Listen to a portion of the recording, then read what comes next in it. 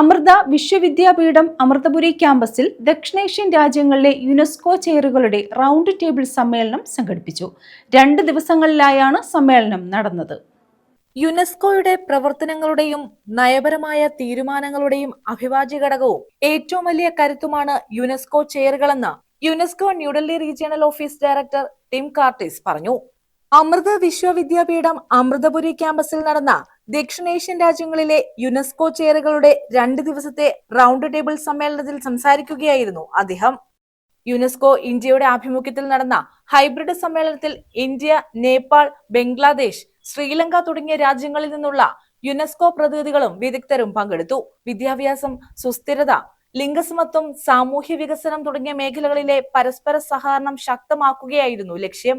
അമൃത സർവകലാശാലയിൽ പ്രവർത്തിക്കുന്ന 3 യുനെസ്കോ ചെയറുകളാണ് സമ്മേളനത്തിന് ആതിഥേയത്വം വഹിച്ചത്. ബംഗ്ലാദേശിൽ നിന്നും സൂസൻ വൈസ്, നേപ്പാളിൽ നിന്നും ജാങ്കോ ടു ടോയിറ്റ് ഉൾപ്പെടെയുള്ള യുനെസ്കോയുടെ അന്താരാഷ്ട്ര പ്രതിനിധികൾ സമ്മേളനത്തിനെത്തിയിരുന്നു.